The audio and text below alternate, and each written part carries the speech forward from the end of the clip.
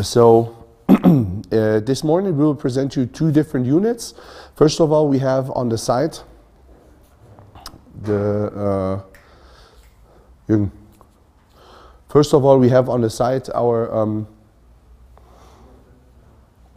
our PP90 unit, which we have over here.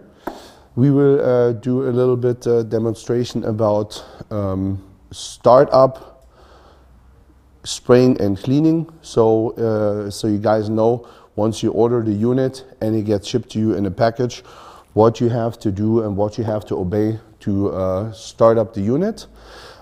Second of all, we will show you on this side the SF23 Pro, this unit right here. We will do exactly the same with this unit. I will show you what consists the spray pack of, which parts and everything is in the pack, and what you have to do to start up the unit, how to spray and how to clean it, and we will also go a little bit about troubleshooting. So we will start. If you guys have any questions, just ask in between. We have enough time per unit. So if something is not clear or you're unsure, just say, hey, I have a question, and I will directly get into the topic with your question. Also, we will do a little troubleshooting afterwards. On one or the other units, we have certain little tips and tricks you can use, so you have an easier work life at the construction site. Sorry. So first of all, we will start with our PP90 unit. The PP90 generally spray pack comes with a hose. It's our DN6 hose, a Vector Pro gun, our hair pressure gauge, a tip protector, the unit itself, and also we will have some Easy Glide. I will also explain what you have to do with this item. So first of all, how to start up the unit. When you unpack it, you take the unit out of the package, and first of all you have to do generally mount everything together. So I will show you this. In this case, first of all, we will take our high pressure hose.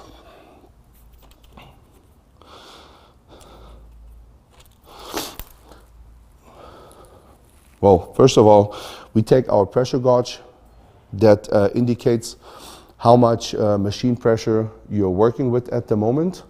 So this is supposed to be put between my unit and my hose. So first of all, we will attach our hair pressure gauge.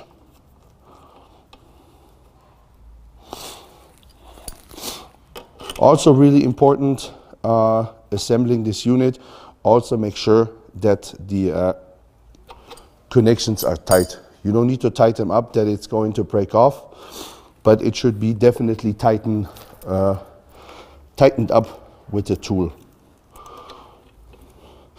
Next step you do, you attach your high pressure hose to your high pressure gauge. Also tighten it up. In this case, make sure your pressure gauge always shows to the top. In this case, it makes it much easier for you to read the pressure while you're working with the unit. Just in case you're working with the unit alone, makes work much easier. About technical details, we already talked 2 weeks ago when we had our theoretical training, our PowerPoint training. The unit itself has a delivery rate of 1.6 liters a minute, and you're able to use maximum tip size 0.019 inch tip size with this unit. And also you have a 3-year warranty, and if you register the unit online, On our webpage, you get the 3+2 year warranty. So all in total, if you register the unit, you have a 5-year warranty. This is just a little input to the unit. And then after you connected your hose, first of all, when you have a gun, always check the filter. In this case, we will spray dispersion paint with the unit today. So first of all, before you start up the unit, open your filter. It's really easy. It's toolless. You can use it with your handle. Just unscrew it till your filter housing is open. As you can see, in detail, now my filter housing is empty. And in this case, we take a white filter. White filters are for dispersion paint applications. Insert it to the top of your gun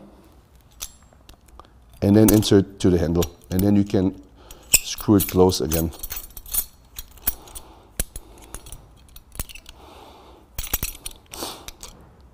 With your wrench that's attached to the unit, you can tighten it up. And then you can simply attach it again, and you have your hand protector. Really simple. Afterwards, we will attach our gun to the hose.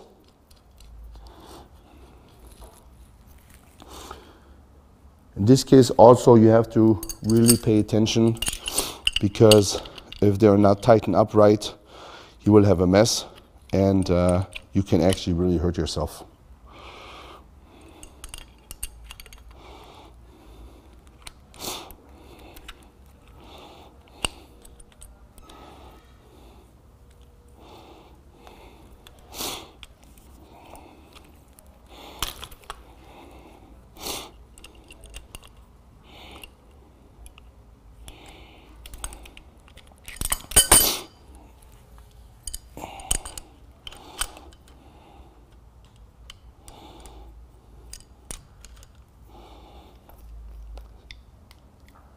Tie it up hand tight, not too tight, but it has to be tightened up.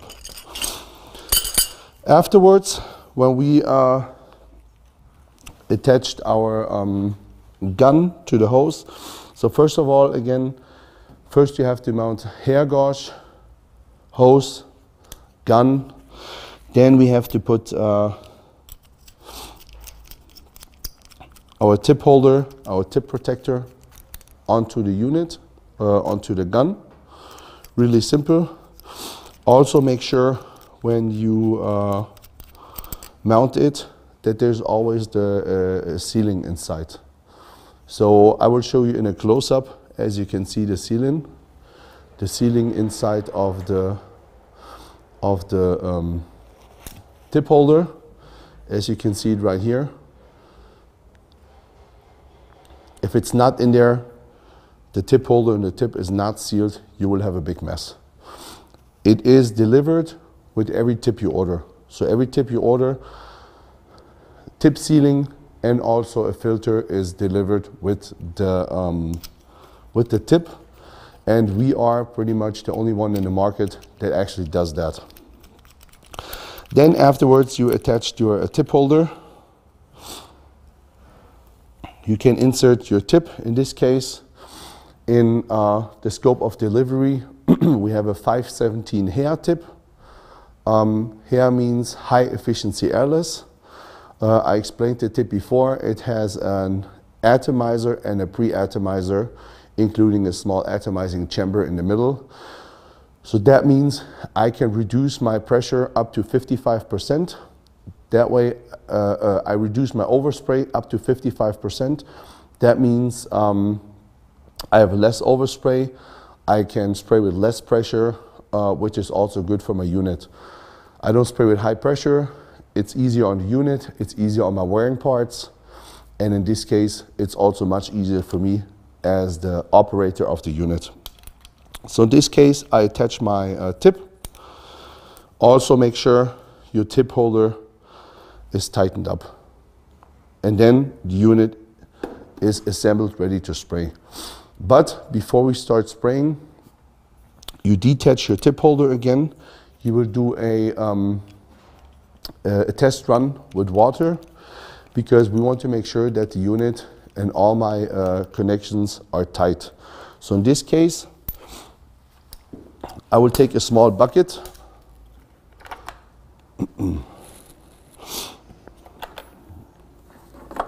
Of course, I have to hook up my unit.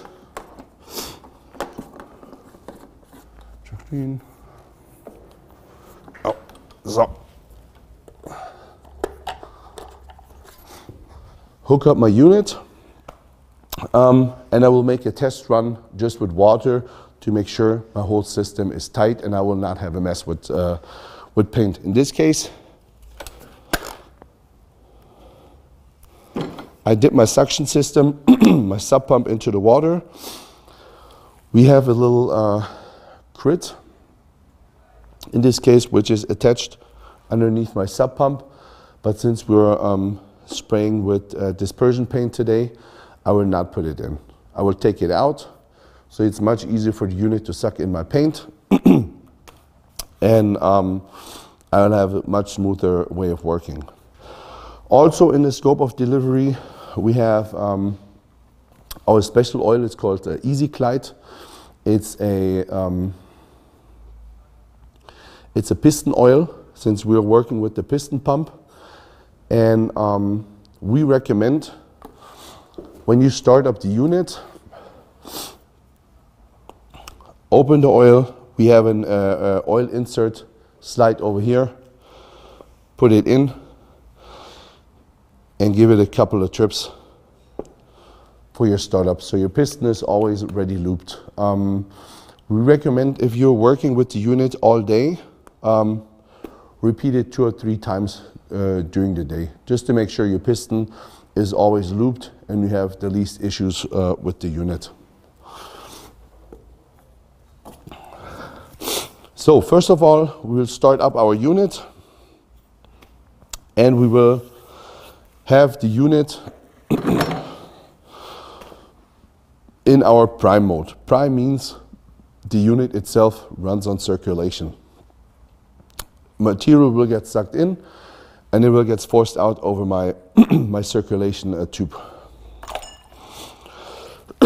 So in this case, the unit is on. I will slowly turn up my pressure on my little pressure wheel over here, which is Jürgen, ist der Stecker drin? Schau mal hinten.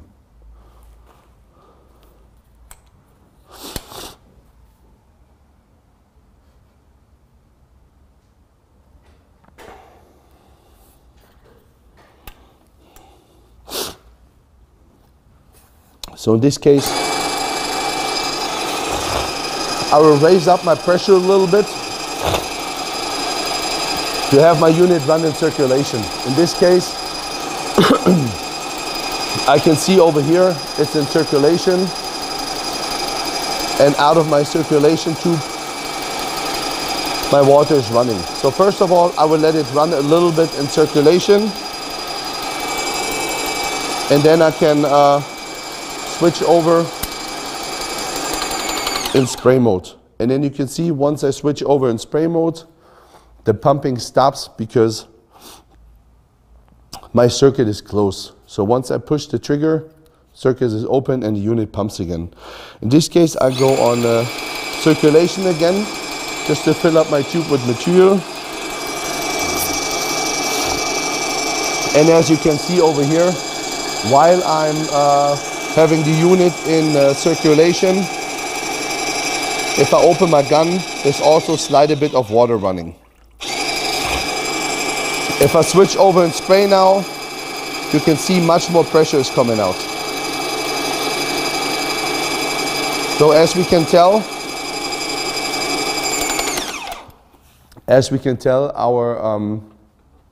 our unit and everything is sealed.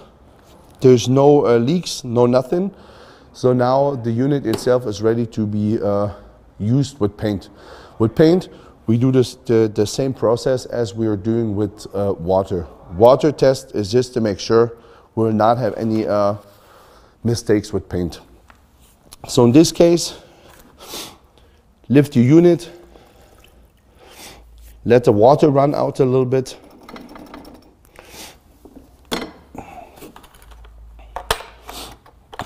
Put the water to the side, and then you can start using the unit with paint. In this case, make sure when you open a bucket that the dirty leftovers that are usually sticking on your lid, don't ever swipe it off, or make sure that the dirt is not falling in your paint, because it will just clog your filters afterwards. So in this case, we have dispersion paint. First of all, you dip the unit into the paint, and you do the same process as you did before. Turn your unit on. You have it in prime mode. First of all, let the paint circulate inside the unit.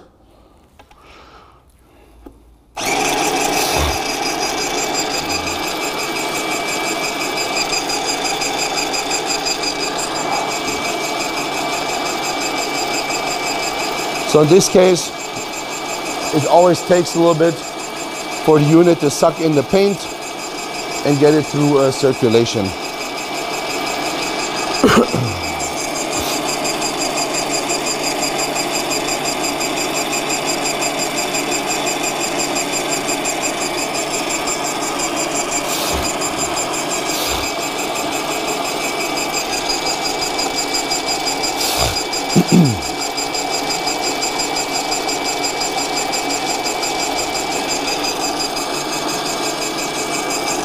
And if you see it over here, if it doesn't work, you have a valve pusher that I explained before. Push it a couple of times to set free your bottom valve.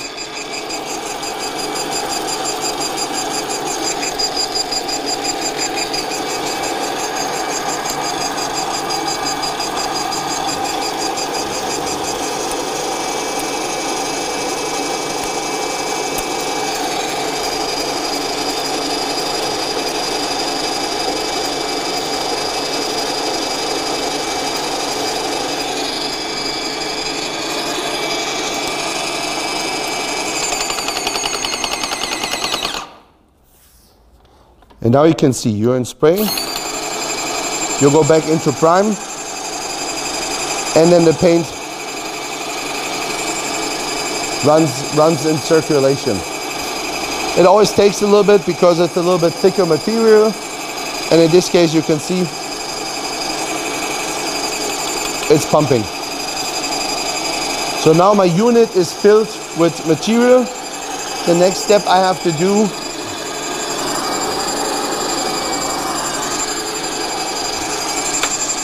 while my unit is running in circulation, I can open my gun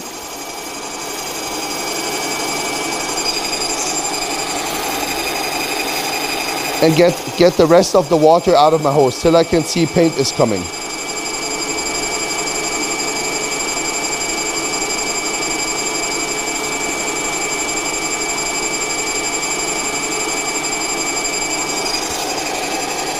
You can also go down with the pressure a little bit and go slowly into spray.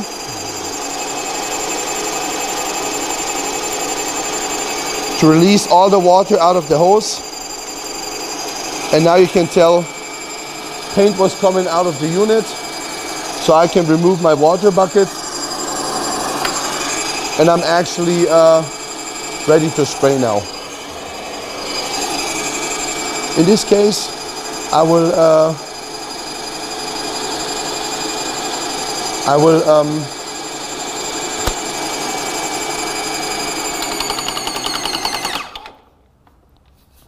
so in this case, I will attach my, my tip again. And then we just have to set up the unit to have the best spray pattern that we need to finish our job perfectly. In this case, we have the dispersion paint. So you have about 120, 140 bar spray pressure. In this case, I will raise my pressure a little bit.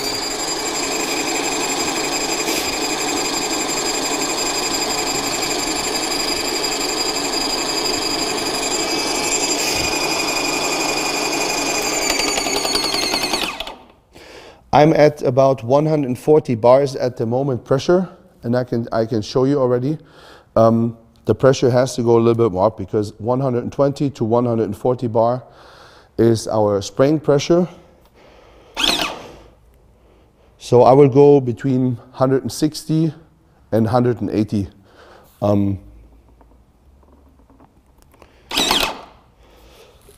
To have the perfect result. We have the hair tip, which means I don't have to go on full pressure.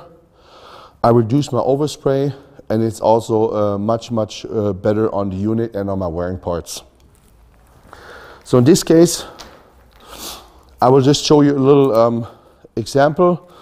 The unit itself is in spray mode at the moment, and we will see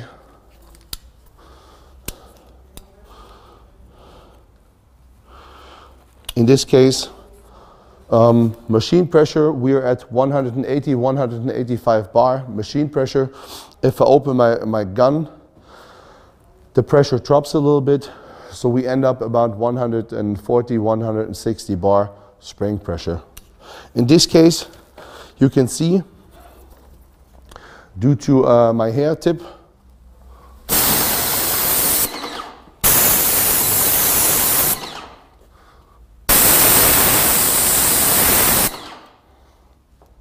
we just have barely any overspray.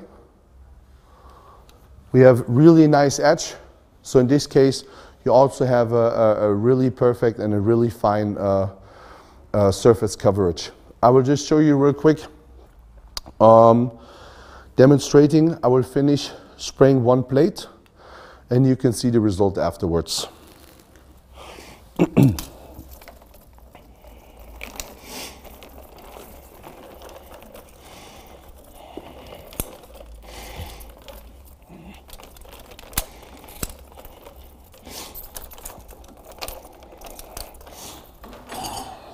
So in this case, I would show you hair tip, something I would really recommend.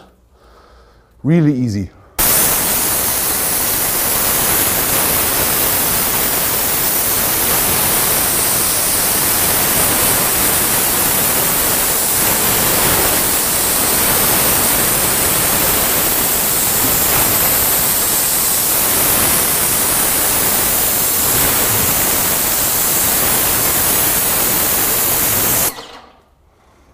And as you can see, I'm spraying with reduced pressure.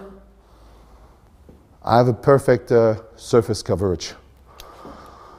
Our rule of thumb, what we say is, if you're spraying, you should overlap about 1/3 of your spraying width. How the tips work, tip size, spraying angle, all of this I explained to you guys the last time when we had our online PowerPoint presentation. But if you want to have a close-up to the surface, if you have the right material, the right unit, and the right setup, you're perfect to get the job finished.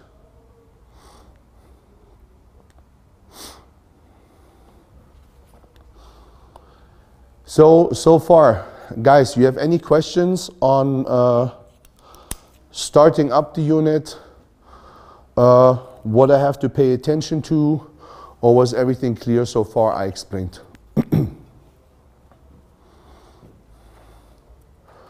Any feedback from you guys?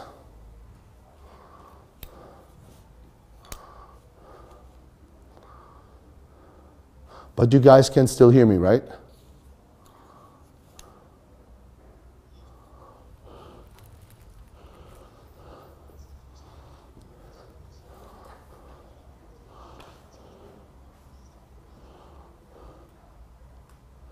Of course, it's always a matter of certain factors. First of all, when you talk to your customer or when you talk to your dealer, first of all, always listen to him. You know, I know we're all sales guys. We like to go out and we like to tell stories about our great units and tell them, oh, this unit can do this unit can do that. This is all fine, but first of all, listen to your customer. What what jobs does your customer want to do mainly, or your dealership? What paints does he mainly have? These are the two really important questions. Your dealership, his customers, what are the main jobs his customers do? And second of all, what are the majority of the paints your customers using? And if you know these two questions, if you have the answers to these two questions, it's really simple for you to find the right unit or the right units for your customer that you can offer him. And if you have the right material, the right unit and the right setup, as you can see, it goes quick. You have a perfect surface, you have a smooth spraying pattern, and the result will just be perfect.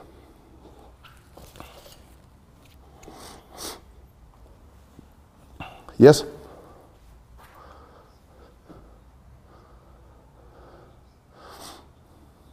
Yep. Yep.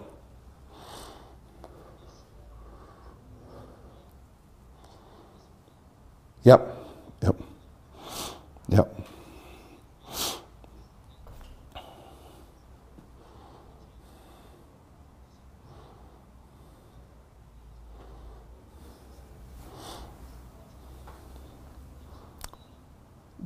Definitely, definitely. I can always recommend hair tips. Every time I'm spraying or I'm using these units or I do demonstrations, if it's possible to use our tips, because the tips, we only have them in a certain range of sizes, because of course, thicker material, you need regular standard tips, or tier 3 tips.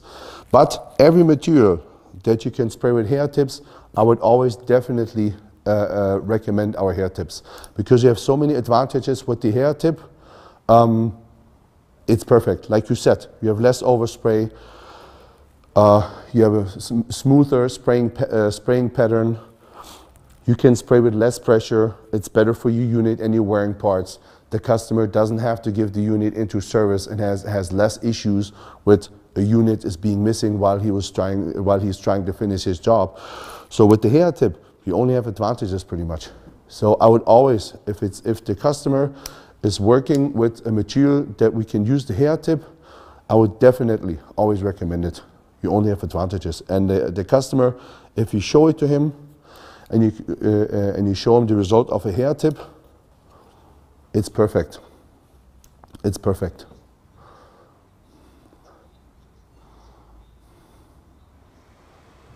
Say, solid based,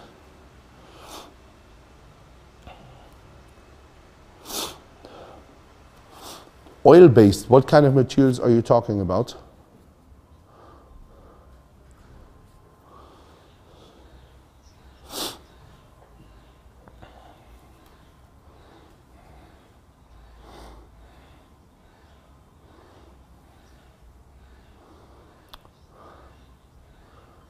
So it's similar, is it solvent based? Solvent, you mean solvent based materials, like lacquers or certain paints? Solvent, yes, you can do that. Also possible, there's no big difference. It just, you have water based or you have solvent based materials. You just have to, with solvent based materials, you just have to be a little bit more precautious with cleaning, of course, because you need to use thinner or solvents to clean the unit. But with the hair tip, you can also use solvent-based materials. And also, you can check online, check out the list of the tips, the tip sizes that we have for hair tips, and you will also find a list. You'll find a list with the different sizes of hair tips that we have. And it's also stated what kind of materials you can use for the hair tip. Really simple, but solvent-based materials is also not a problem.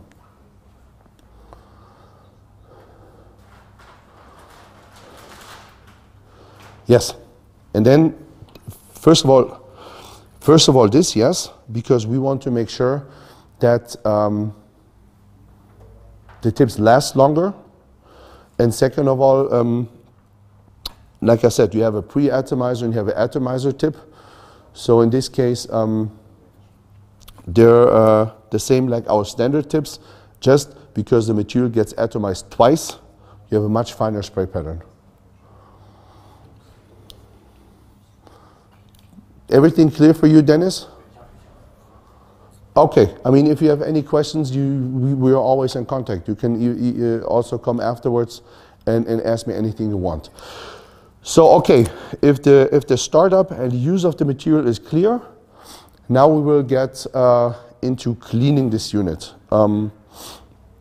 Cleaning is a really important topic, because if you don't clean the units right, or if you don't clean it properly enough, sooner or later certain issues will start occurring, just because the unit was not cleaned right. Because every time you don't clean the unit right, you will have leftovers in the unit, and they will add up, and at some point the machine is not usable anymore. It has to go into service, it's going to cost money.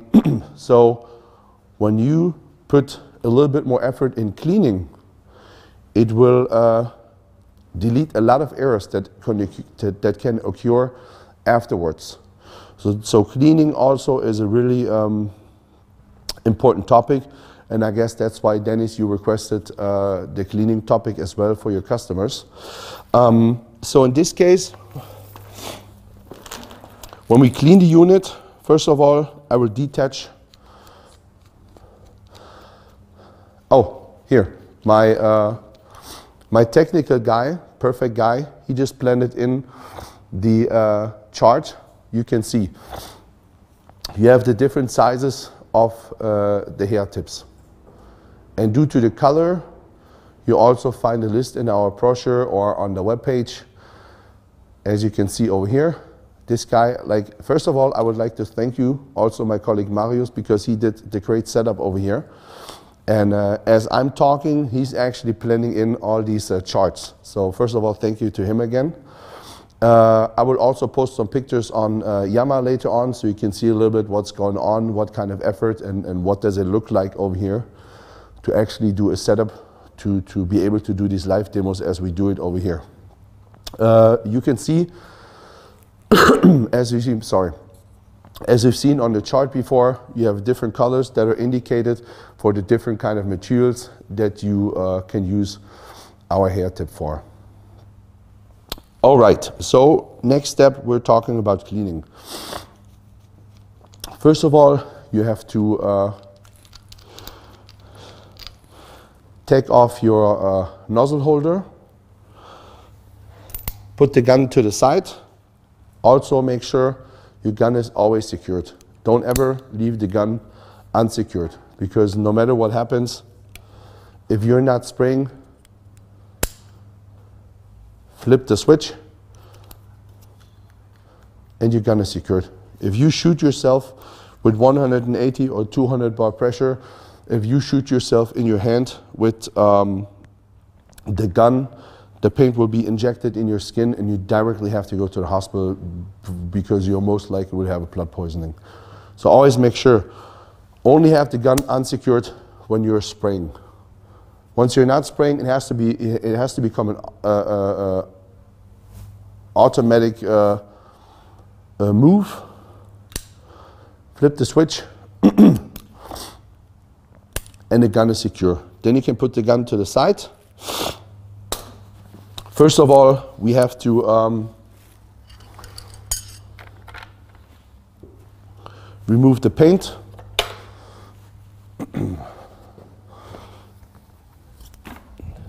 Also get a second bucket to the side where you can put in all your waste water and so on. So first of all,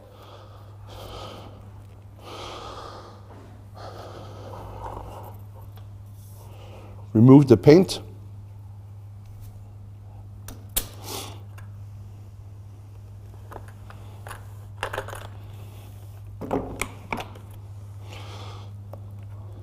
put it into a bucket with water. Really easy. Put the paint to the side. Take a little brush, and first you can do is clean off your hose down here. All the paint that's on here needs to be cleaned off. So you always have a nice and clean unit. So the next time you're actually using and starting up your unit, you will have no issues. Then you take the gun. Unit is in prime. Chop down the pressure again, go all the way down with the pressure. Unit is in spray at the moment, sorry. Relieve the pressure slowly.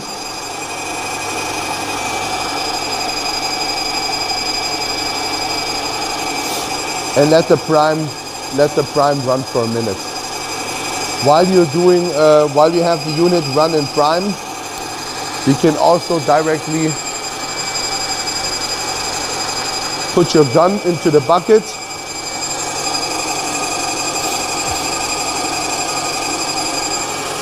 and smoothly switch into spray. And in this case, as you can see over here, you can remove all the paint from the hose till you can see there's water coming out.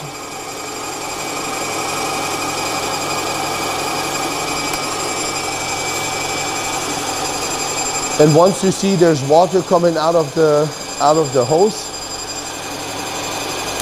you can release the gun. So now my paint is completely flushed out of the system. I can put my paint bucket to the side. And I let the unit run.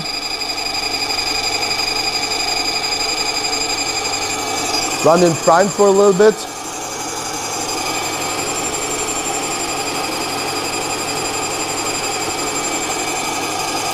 And then I can go into,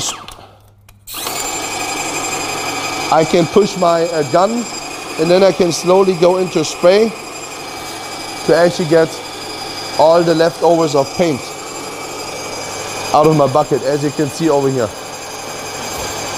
So you will spray and let the water run through your unit for a little bit.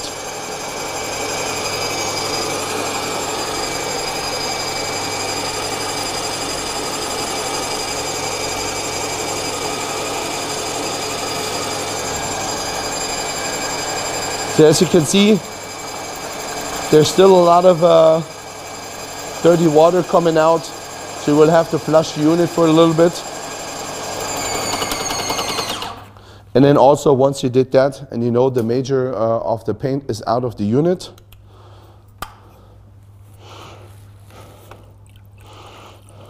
you can first of all lift it up a little bit so you can get the rest of the paint, everything clean on this unit.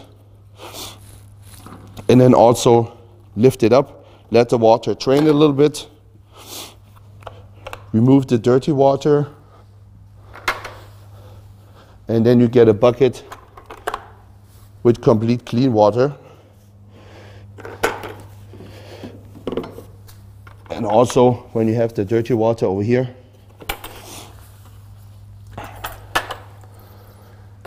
you can clean it a little bit with your brush, always the inside. There's always these edges where you have water,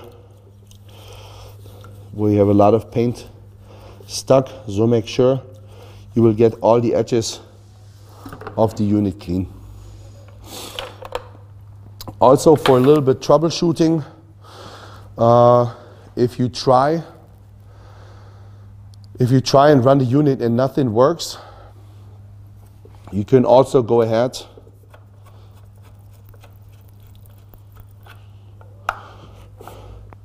remove your sub pump, and you can see, take a little a small little screwdriver, and you can go in here into your sub pump. Pretty much take a little screwdriver, tap it, because sometimes when you use the valve pusher, the ball maybe doesn't get set free, take a small screwdriver and just tap it inside to release the ball. Just a little tip from my side.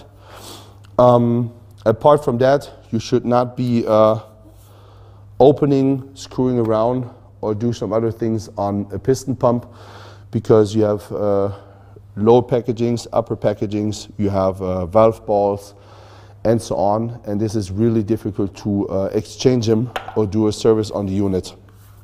So the only little troubleshooting you can do, use your valve pusher, use a screwdriver going in here, a small one, just to tap a little bit on the ball. Or what you also can do is, if the unit doesn't have a right suction, switch from prime to spray back and forth a little bit. And then also the circulation starts running. So in this case, this part has to be cleaned. So you always take a little brush, clean it off.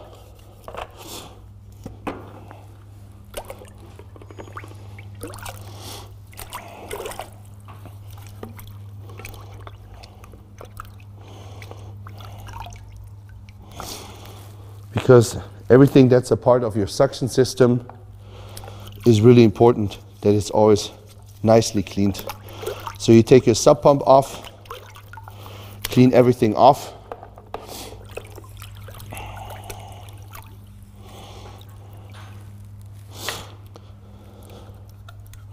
So in this case, you can see it looks almost like new.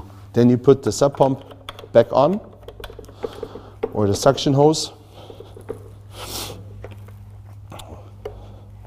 Put the complete unit into clean water, and then we recommend let it run in prime for about 5 minutes, because then the whole system, the whole piston, everything cleans out. The leftovers of the paint will be flushed out, and once you have the unit run in prime mode in circulation for a certain amount of time, for 4 or 5 minutes, then you can flush the rest of the hose. So go on prime and raise up the pressure a little bit.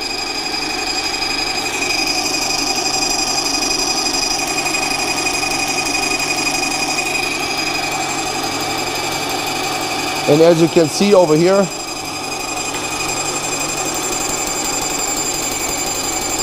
the water gets cleaner and cleaner while we let it run. So in this case, I will just explain it. So you let it run for 5 minutes in prime mode, and afterwards you take your hose again, push it, put it into your bucket, release a little bit pressure that you don't shoot too much in your bucket, and go back into spray.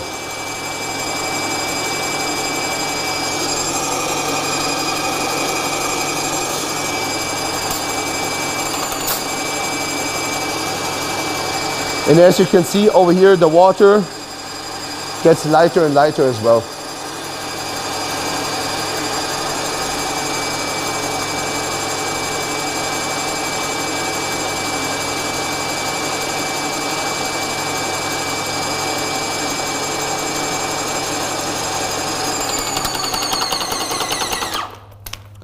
So as you see, it's really easy to clean a unit like this. Now the unit is pretty much clean. You just repeat it 2 or 3 times, flushing the hose, let circulation run, and do it so long that you actually see there's clean water coming out of my circulation tube, and there's clean water coming out of my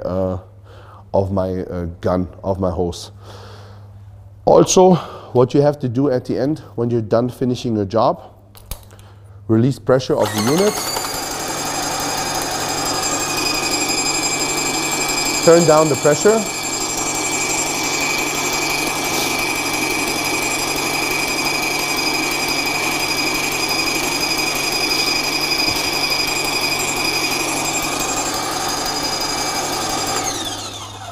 and turn off the unit. You're pretty much done cleaning the unit. One advice I can give you guys, when you're done cleaning the unit, first of all, before you flush the unit the last time, take your filter out. Because depending on what kind of paint you have a lot of dirt particles, a lot of leftovers in your filter. And if you don't take the filter out, you will never be able to get it completely clean. In this case, I didn't spray much. The filter is pretty clean. So you rinse it a little bit.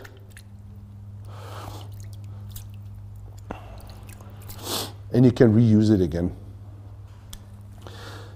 And then in this case, take the gun filter out, put the gun together again.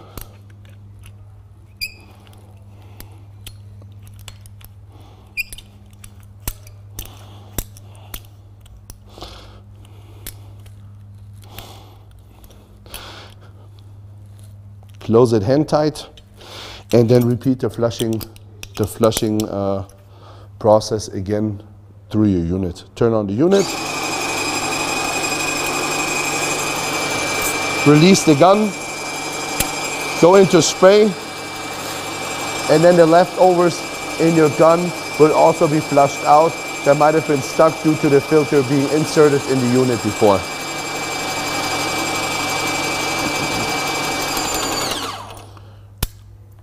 Really easy.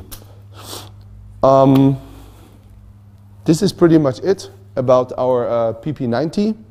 If you guys have any more questions, feel free to ask me now.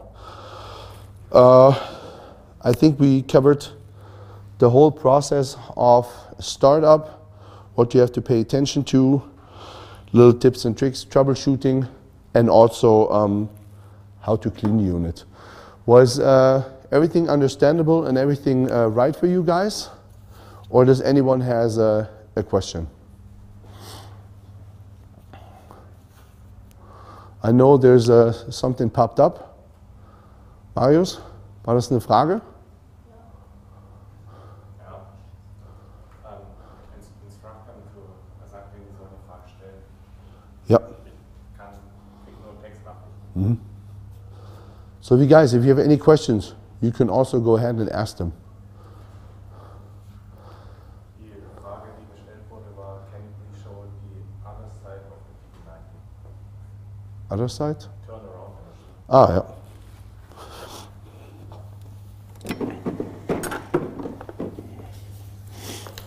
So in this case, this is the back side. You have a little toolbox down here where you can store tips, a spare gun, tip holders, tools, everything you need. Close it. This is your holder for your electric wire. And when you're done with the job, fold it up, and you can put your hose up on the hose reel up here. So this is the back side of the unit. Was that clear so far, or was there any specific question you wanted to know about the other side of the unit?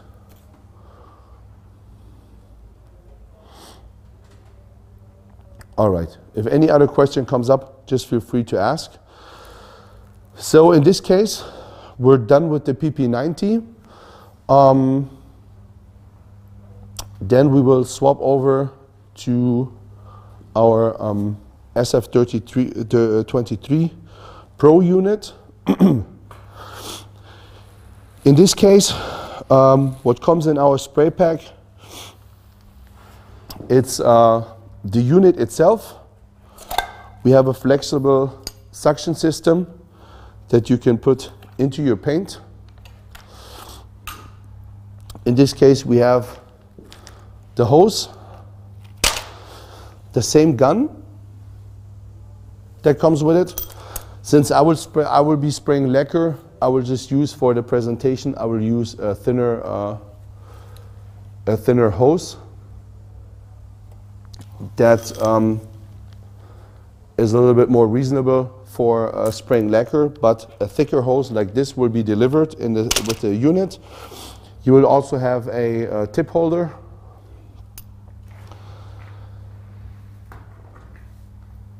a tip and also a filter. In this case, I'm using a fine finish tip since we're spraying lacquer, but if you get the unit with the dispersion spray pack, you will also get a 517 hair tip and also a white filter. In this case, we're using a red filter. Red filters are being used for lacquer or similar kind of applications. Start up with this unit is really similar. First of all, I attach my flexible suction system. First of all, my suction tube and my circulation tube. Then I have to attach my my high pressure hose. In this case, I don't have to put a pressure gauge in between my unit and my hose because I already have a pressure gauge integrated in my unit over here. I can also use the big pressure gauge as it's delivered with our PP90.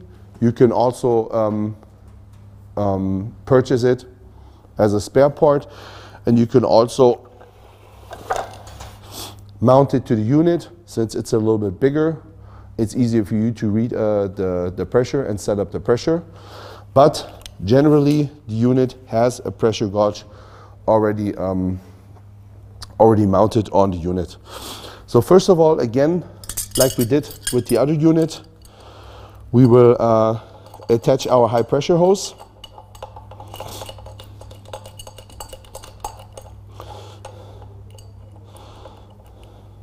Always make sure hand tight. If you have it like I have in this case now, that the gun is already mounted on the hose, you never know who was working with it before. Always check the connection. Always be on the safe side. So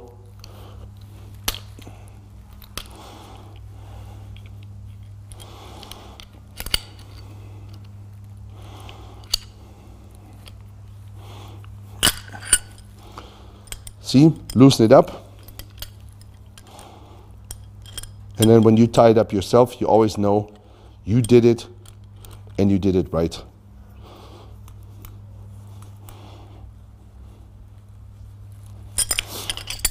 So in this case, you know my hose and my gun are attached perfectly.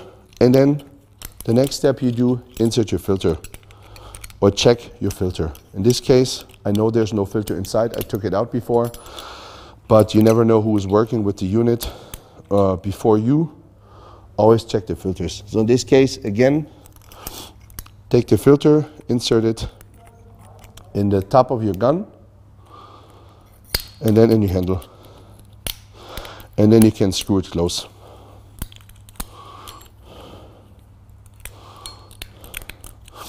Tie it up again, tool free, with your wrench that's installed on your unit. And then in the front, you have a little hook. Attach it up here, and you can go ahead and spray. In this case, what I will show you also is I will not use the flexible suction system, because we always recommend get one of our accessories, which I think for this unit is perfect if you spray lacquer. If you spray dispersion paint, you can also use the flexible suction system, because it's easy. You can directly dip it in your bucket. What we also have, we have a 5-liter and a 20-liter hopper. In this case, since we're using lacquer, I will just use the small one. It's a 5-liter hopper, including my prime tube. So I will show you how to attach it. In this case, it's really easy. You mount it on top of the unit. Your material will be filled in from the top, and you don't need the unit to have the force of sucking the material out of a bucket through the flexible suction system into the unit. In this case, due to gravity, my material will directly flow into my unit. So that makes it much easier on the unit as well. So we will take, I guess I screwed it on yesterday. Oh. So first of all, we take our flexible suction system off.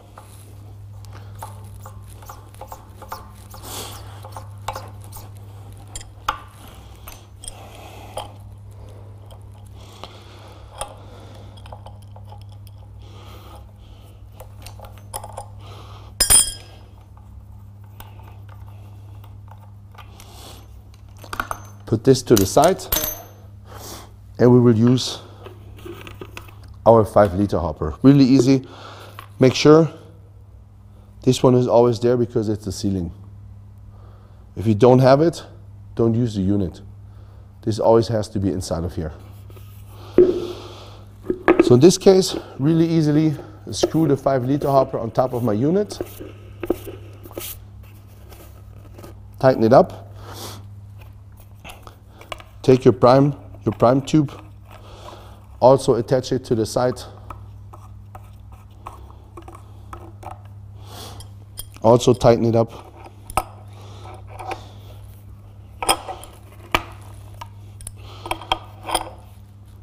Hand tight, fairly enough. And then the next thing you also do is do a water test with the unit to make sure everything is sealed. In this case, pour some water in the bucket. Muss ein bisschen höher mit der Kamera. Put the water in the bucket.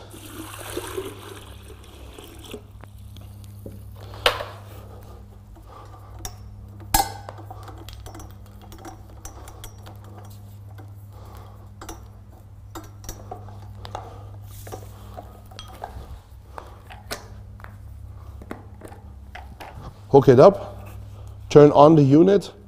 Always make sure when the unit is off that my pressure is all the way down and that my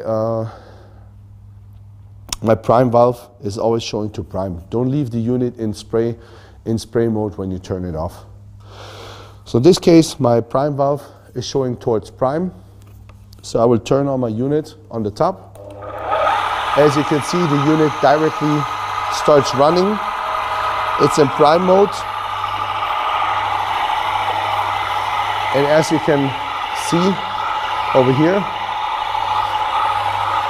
if I turn up my pressure, you will also hear the unit starting to pump. You can hear it. And as you can see over here, fahr mal kurz ran, Jürgen. Kannst du ranfahren? Von oben? Pass auf das Kabel. And as you can see over here, when you film into the unit,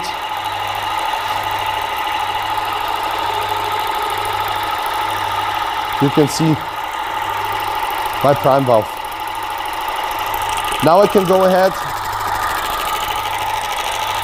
take my gun,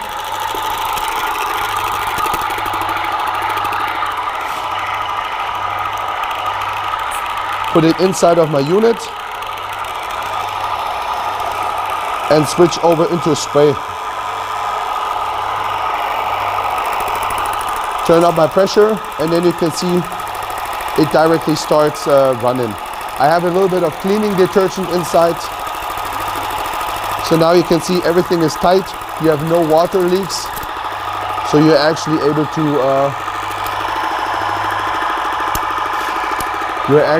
to start spraying with material. In this case, we will use a water-based lacquer with this unit.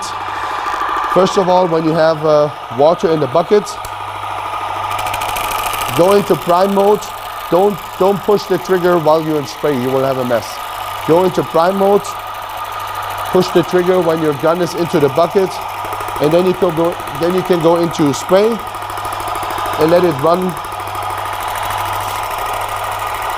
And let it run till the water bucket is empty, so you can fill material inside.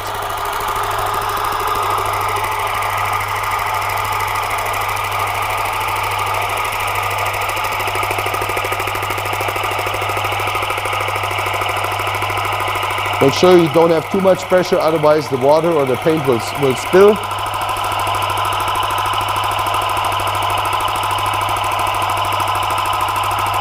And if the unit is completely empty, you will also hear it.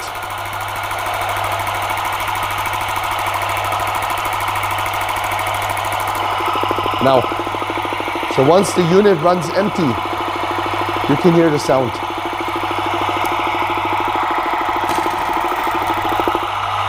So always, when you turn off the unit, always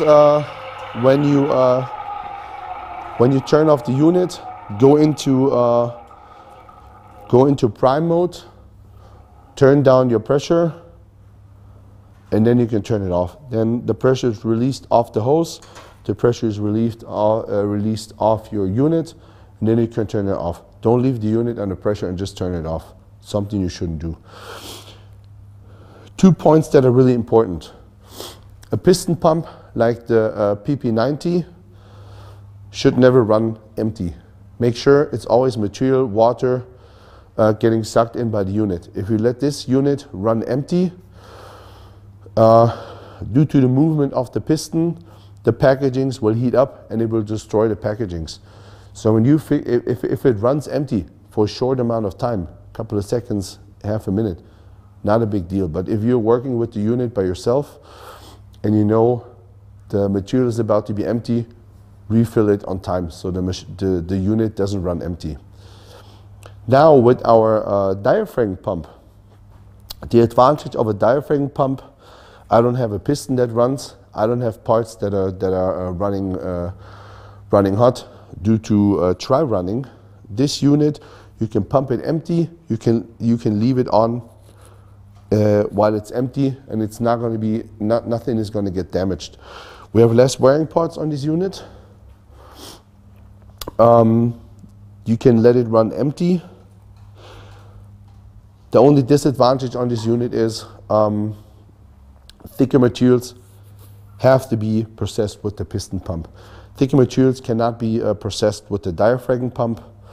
So both of the units have their spot in our product portfolio. If you want to use thicker paints, dispersion paints, or you want to do a little bit larger objects, I would recommend, in this case, when we're just talking about these two units, I would recommend the PP90.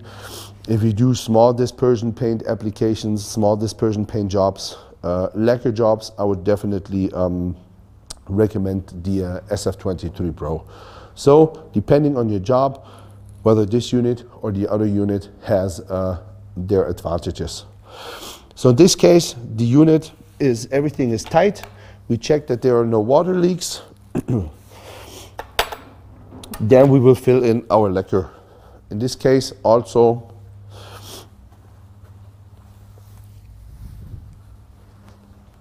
to not have a big mess,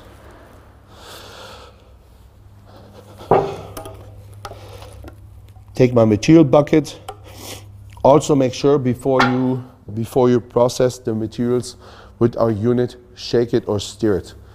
Don't use the materials, don't take a bucket of material, take it, open it, and directly put the unit in. Always stir up the material, because depending on the material, it will also change the viscosity of the material a little bit, and it will make the unit, it makes it easier for the unit to process the material. So in this case, we have a water-based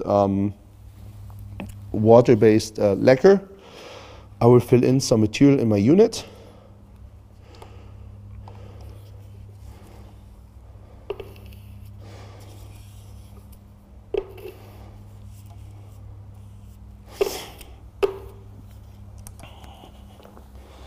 And then again, in this case, you also, first of all, let the unit, turn on the unit and let it run in prime mode. So my whole paint area, my diaphragm and everything will be filled with paint. So we turn the unit on. The unit is directly automatically in prime mode, and I will slowly raise my pressure till I can hear the unit starts pumping. So in this case, I can hear the unit is pumping. I can see my material is flowing. I can see my material is flowing through my prime valve. And in this case, I can actually go ahead, take my gun,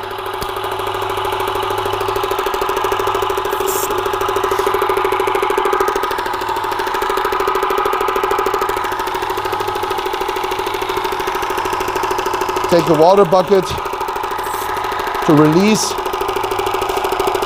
the rest water out of my bucket, go into spray, and slowly raise my pressure so I don't have a mess. And as you can see, as I slowly raise, now there's some air in my hose.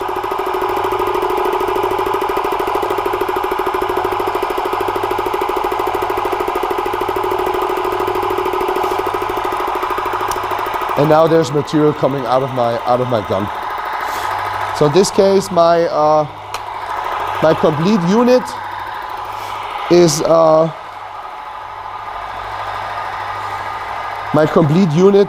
is filled with paint now. I let it run in prime. I flushed my hose, so my hose is completely full with paint. Then next step I will do, I will put my tip holder onto my gun again, making sure my sealing is inside. Twist it on.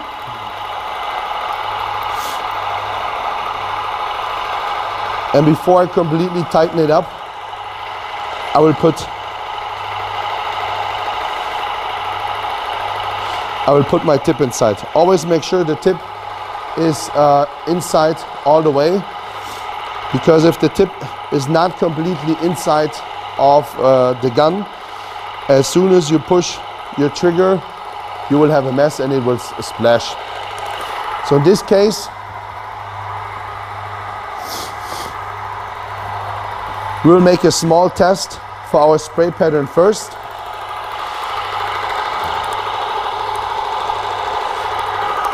I'm already in my spray mode. I'm at 80 bars at the moment. I will spray with about 100, 120 bar, my lacquer. So I will go to about 140 bar spraying pressure, just to start up with. So, just to explain, I will start with 120 bar machine pressure.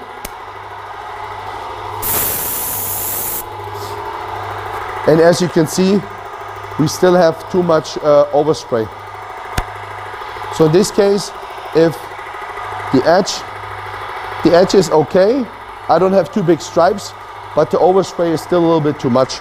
So in this case, you will raise up your pressure a little bit.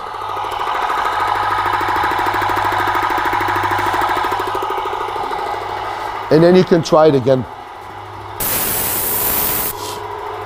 As you can see now, I raised my pressure. I'm at 180 bar now.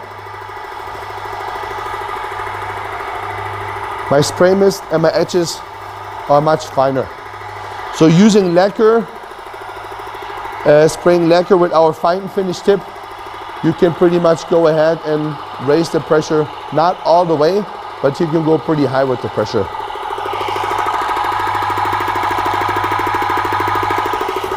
So now I'm at about 180, 190 bar unit pressure. And as you can see, it gets better and better as higher as I go with my pressure. I can turn it up a little bit more. Now I'm at about 200 bar of pressure.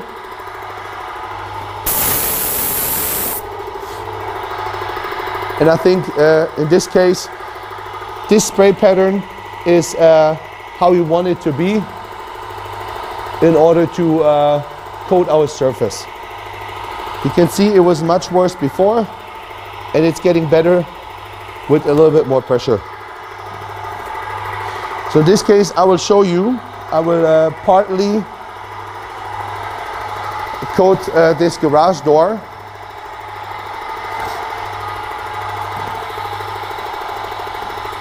Dankeschön. In this case, spraying lacquer, we have a 410 tip, which means 40-degree angle, 0.010 inch orifice size.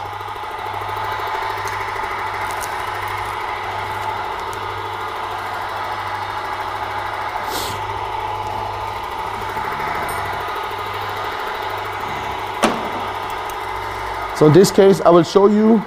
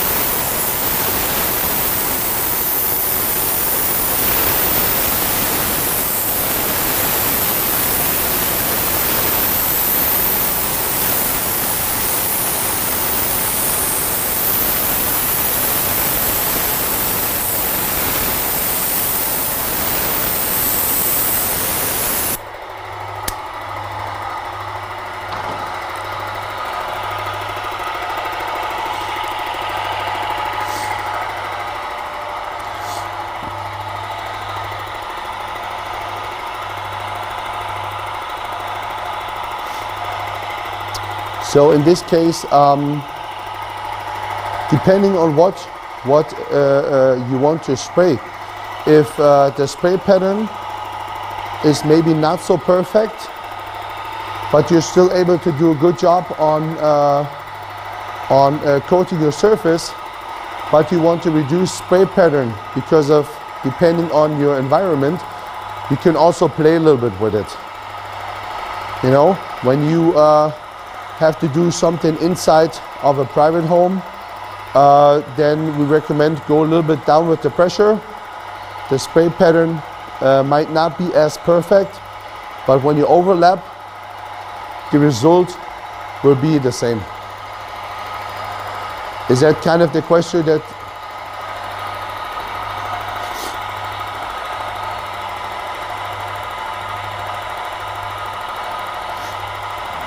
pretty much. If you are a professional in spraying, then you can also go a little bit down with the pressure because you know how to do it quickly. And also you have less overspray. If you're a beginner, if you're not so used to these units, better spray in an environment where a little bit overspray is not too bad, but the result will be perfect afterwards. So that way, go a little bit up with the pressure, and it's easier for you to spray. But I can also show you when I go down with the pressure.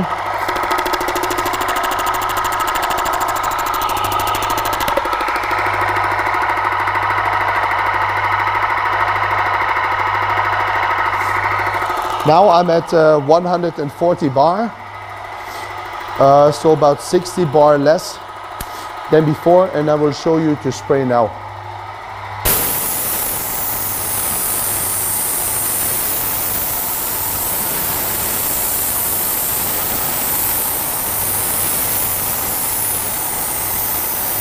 Yep.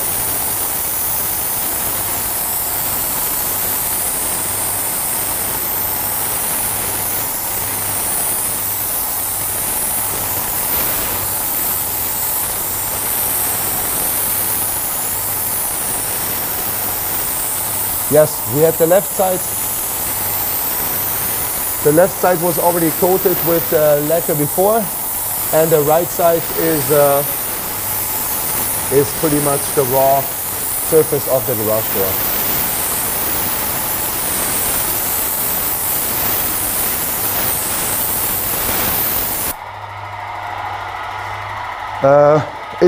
It's one garage door. This one is sandpapered. This is raw. There's just plaster on here, and on this side the pink and the cream color was already lacquered, that was on the surface. So on this side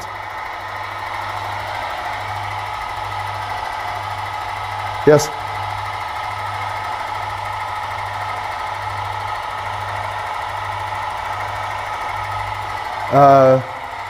Yes, but the left side is a little, the quality of the left side is a little bit less nicer than the right side. So if you are knowledge in spraying, of course, your result will be more perfect than if you're a beginner. If you're a beginner, we recommend do some trials at your storage hall, at your company, whatsoever, because not being so familiar with the unit, not being so familiar with spraying and how to spray, how fast, what angle and so on, I would always recommend do some test trials on the surface where it's not important. Just to make sure once you get to your customer that you have a perfect spray result.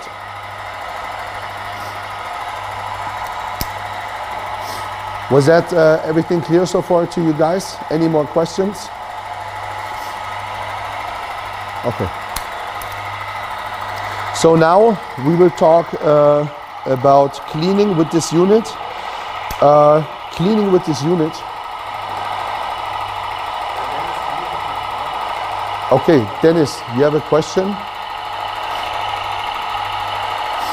Yep. Give me a second. Let me just turn off the unit. Let me just turn off the unit.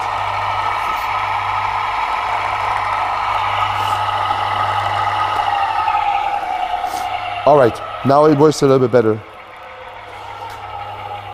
Yes, I can hear you.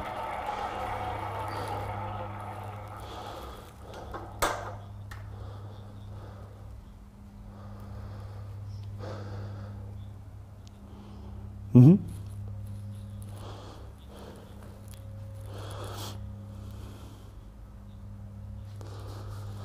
We can do it. You mean time? Oof.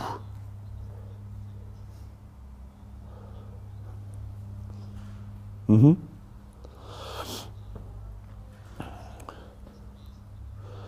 Are their machines already set up, or do they have the complete setup? They still have to do it.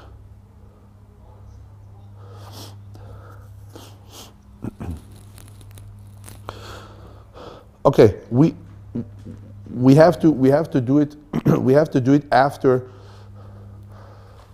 We have to do it after this demonstration anyway, because when we're done here, we can. Hey. But now I can hear you guys. Now I don't see you anymore, but I can hear you. We can definitely do this after the demonstration, but not directly, because this whole camera setup we will build down. But I will go to my desk and we can call on Teams with the camera, and then you guys can show me how you do the machines, how you operate, and how you handle the machines. This is no problem. We can do it afterwards. Just not with this setup. I will go to my desk and I will use the camera of my laptop. We can do that. Okay, so after we're done with this now, we will log off first, and then I will, when we're done, I will write you, we build everything down here, then I will write you a mail, and then we can connect, and then they can present me how they do it, or how they do it after they learn some of the presentation day. This is no problem, we can do that. All right, perfect. So now we will come up with cleaning this unit, which is with this unit much more simple. So first of all, I will take my material bucket again, and I will also pour some water in the top. In this case, I can take my my brush, clean the bucket a little bit. You know, you want a clean bucket. You don't want always to have dirty tools. Once you did that, turn on the unit, let it run in prime again.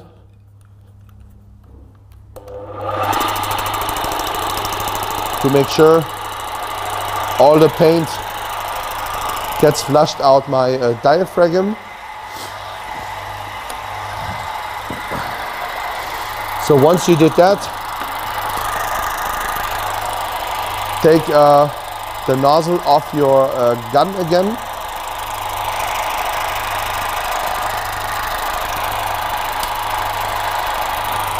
Go into spray and flush your complete unit first.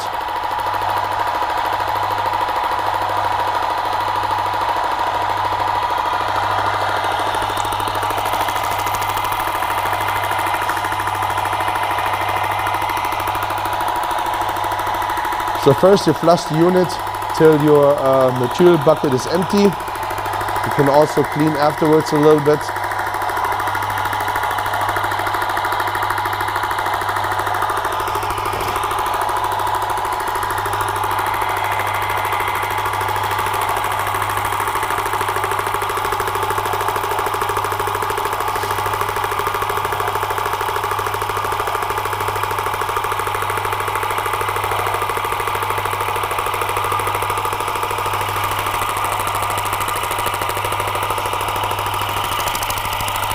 Depending on how much water you put in your bucket, it takes a little bit.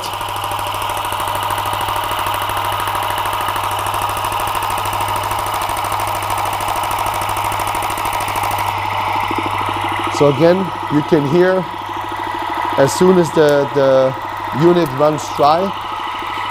Now the unit is in spray and it's actually running, which is no problem. So you don't have any damages to the unit if it runs dry.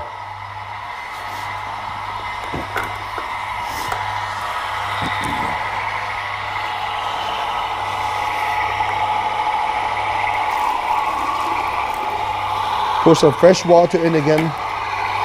Turn down the pressure a little bit. Put it into prime.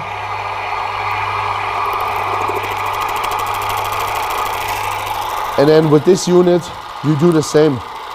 You let it run and prime a little bit to make sure the whole paint chamber, the diaphragm, and everything down in here is getting properly flushed with water. Then again, you go into spray. You empty out the water again. As you can see, the water is much clearer now, so it's not as dirty anymore.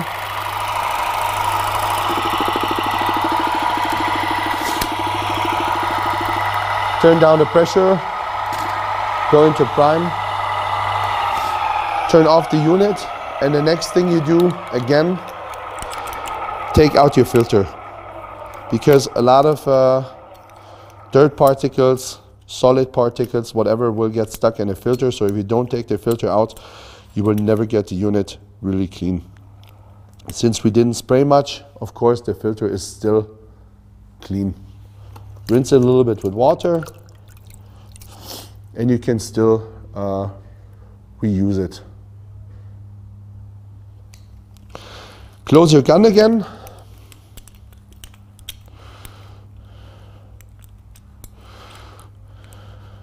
Come on. Close your gun again, and then you can do the whole process 1, 2, 3 more times. You have to do it so often that you can see there's no dirty water inside of the unit anymore. So you turn it on, let it in prime, leave it in prime,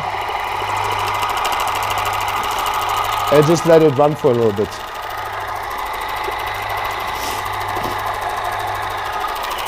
You can also clean the material bucket afterwards when the water is clean.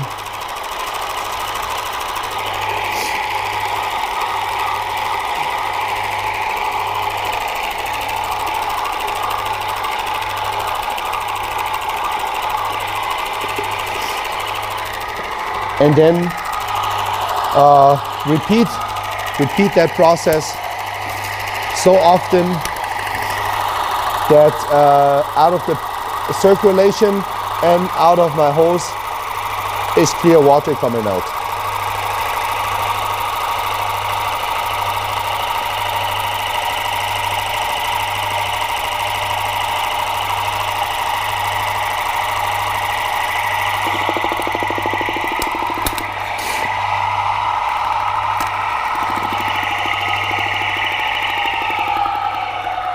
In this case, what we also recommend when you're done cleaning the unit, we have, it's called Easy Clean. It's a concentrated cleaning detergent for our units. You have to dilute it 1 to 30. So 1 part of this, 30 parts of water. In this case, what I like to do at the end when the unit is clean, put some water in, take some of our Easy Clean, pour it in, and then let the unit again run in circle. In this case, we are making sure that if there are some small leftovers in the unit, they will also be flushed. You can also use it for preservation in countries where it's really cold in the winter time. You can take it, leave it in your unit, and the liquid in your unit doesn't freeze. So it's a cleaner and a preservation liquid. So in this case, I will flush my circulation for a little bit, and then afterwards I go into spray again, and I also flush my hose.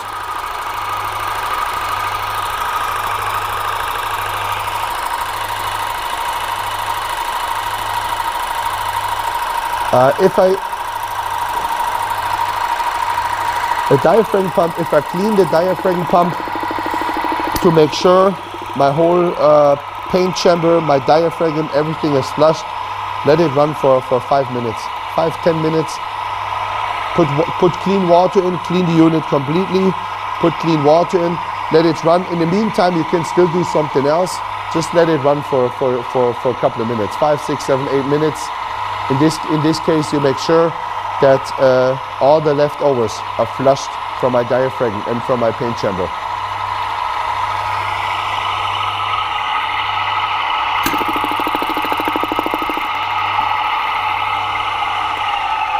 Say it again, sorry.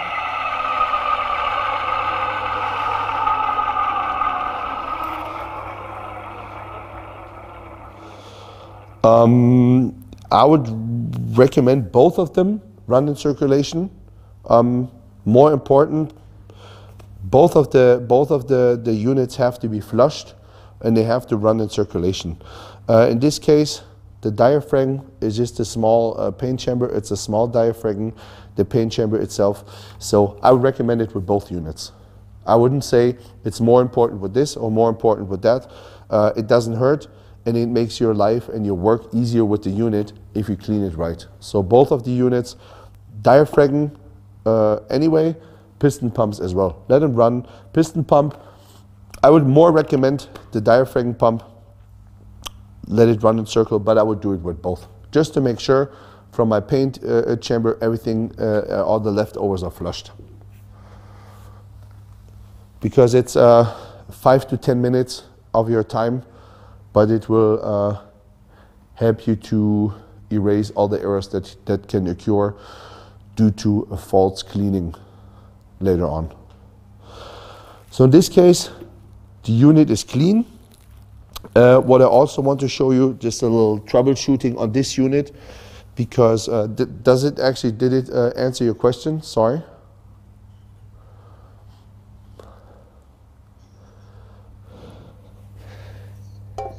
Hi, Hellas.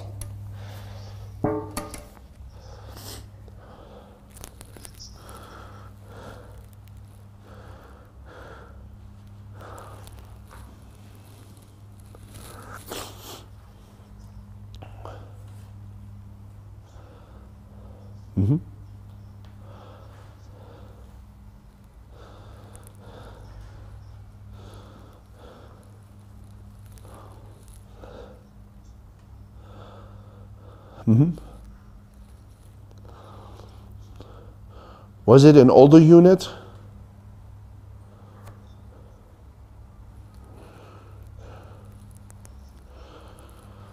Okay, because this is an issue we don't usually have, that the thread of my inlet valve, this is what you're talking about, right?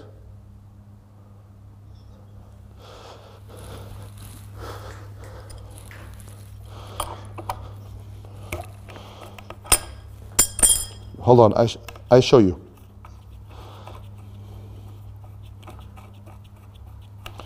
Give me a second, I unscrew it. Yep, I will show you, I take it off. You were talking about this thread or this thread down here? Both of them.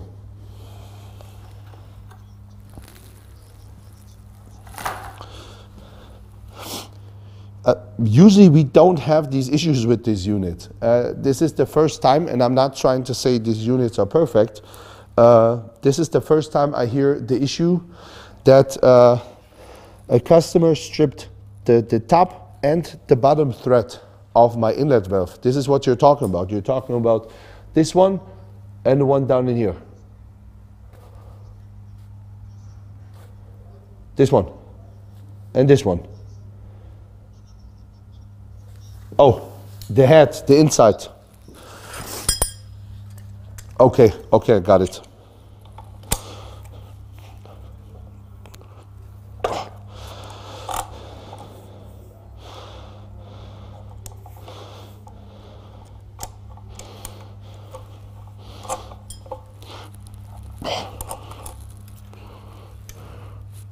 Jung, wir gehen hier runter. Es geht so schwer. Die Zange andersrum halten.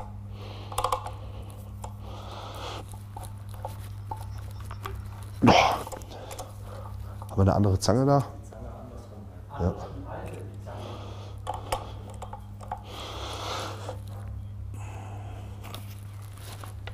Ah, ich hab's.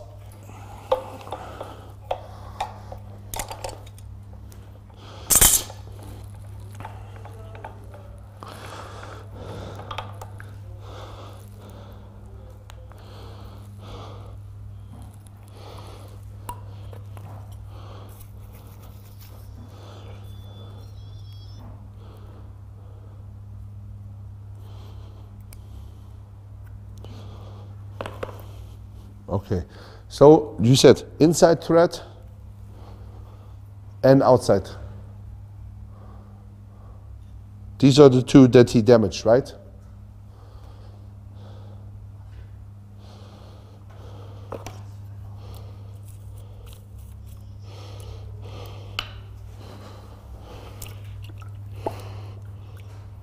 Okay. Yeah, like Tony said, he has a little bit more experience out in the field. So, as he explained. Was that the only question you had, Chris?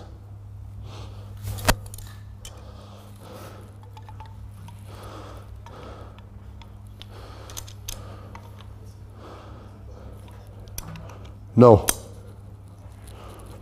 No.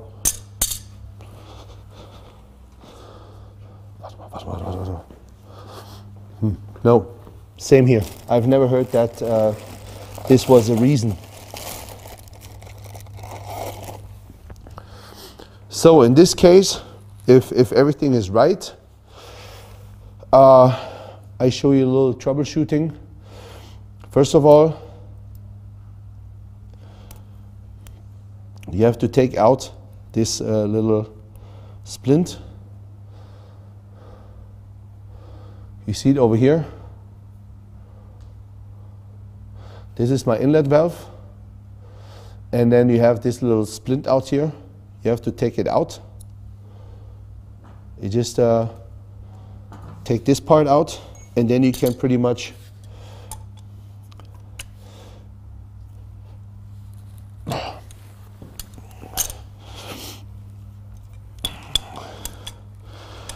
unscrew. Boah, die kriegst du nicht raus, ne? Die hängt so fest. Das wird die warmer than 5000. Nee. So in this case, you can take this part out, the bottom part here, with my inlet valve. As you can see over here, it opens and it closes once I push my finger inside. So you can take this part out, and we have service kits for it. This is something you can replace directly at the construction site. Also, when you put it together, make sure you put the little splint back on, and then you can screw it back in. But most of the issues that our customers have when they use a diaphragm pump, usually it's the outlet valve. Most of the time it's not the inlet valve, it's usually because the outlet valve is dirty, wasn't cleaned right, and I will also show you this in a second.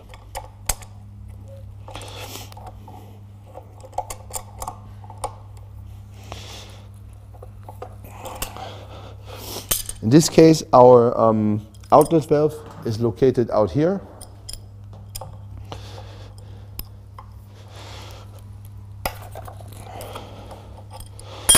You can unscrew it.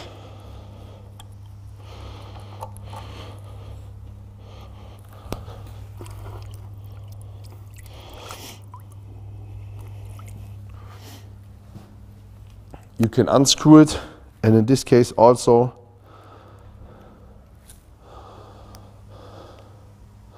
you have again my little security pin that you have to take off, and also in this case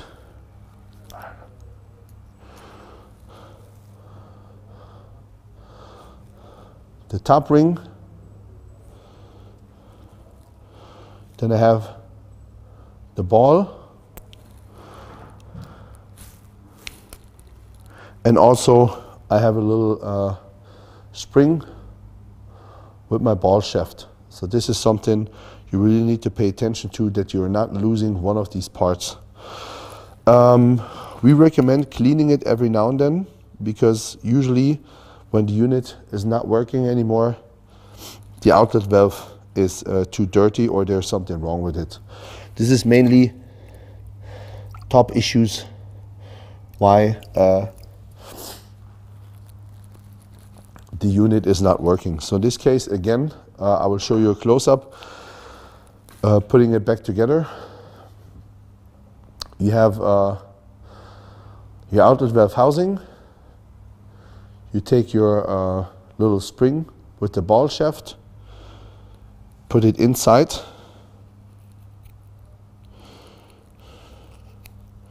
Make sure the edges are all clean, you don't have leftovers inside.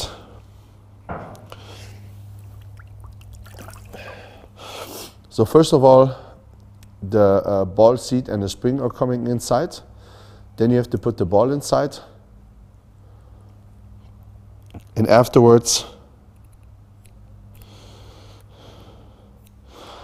the top part. Also make sure you clean the edges, that it's perfectly clean. And then you have to make sure, put it in the right way. As you see over here, you have a little edge over here. That edge has to point downwards. Put it in here, because the edge, your little security spring, has to be pushed on top of the edge in order for the whole pieces to stay together. Put the spring back in, and the whole part is assembled again. Really important.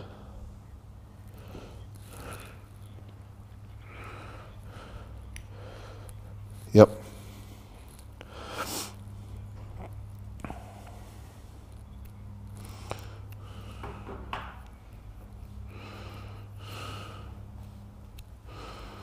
Yep. If it's not clean, usually the unit doesn't build up pressure anymore. If there's something wrong with the outlet valve, when you put the unit in spray, you have a rattling. You usually have a rattling in your hose. So you can see the hose on the floor and it starts shaking a lot. So if that happens, you usually know there's something wrong with your outlet valve. Doesn't build up pressure anymore. Hose is really rattling a lot of movement in the hose. Take the outlet valve, take it out, clean it, try it again. Or maybe it happens after a certain amount of time or after a certain amount of material you process with the unit, you have to get a service kit for the outlet valve.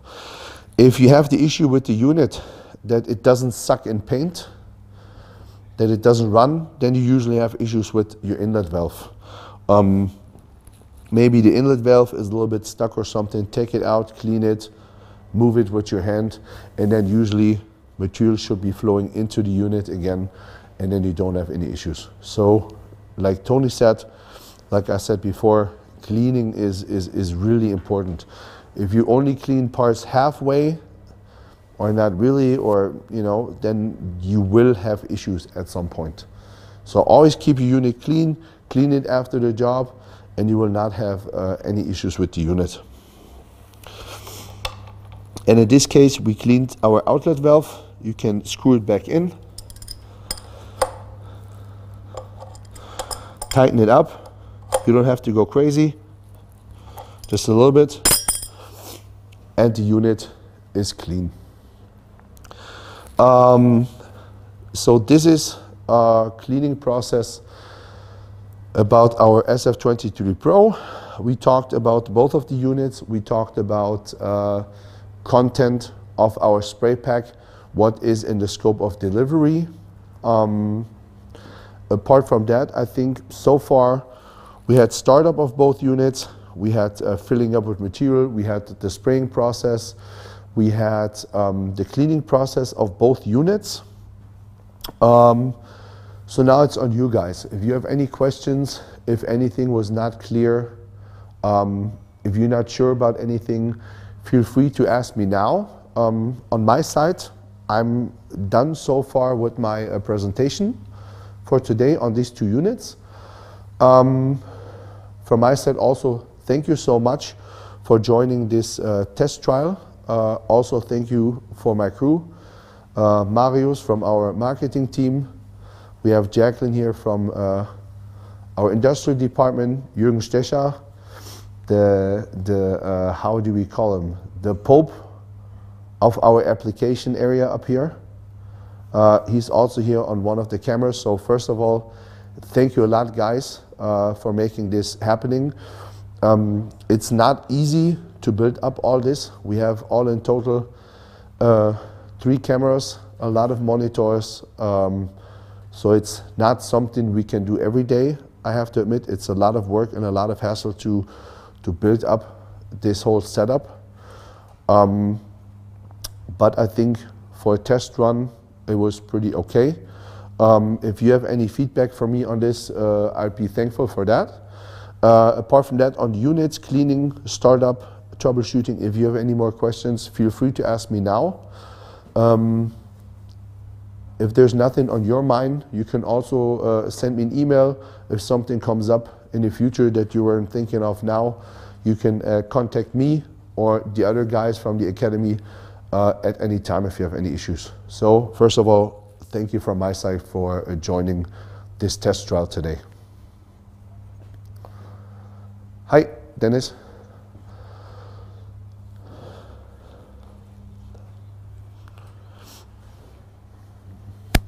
Yep, I hear you. I'm just listening.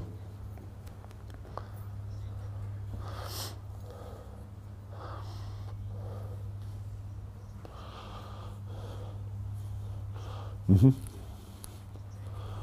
Yes, perfect. Thank you, thank you.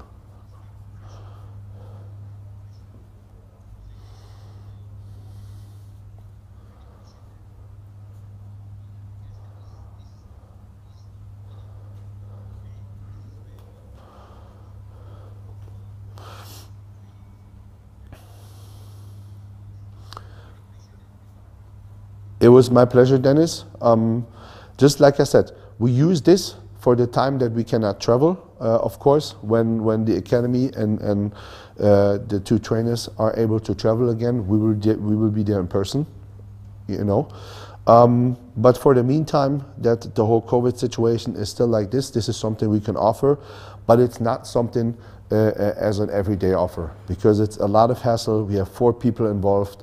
It took us many hours to set this up, so it's not something we can just do real quick in an hour, set it up, and we can do a training. So it was much more hassle and as I thought it would be.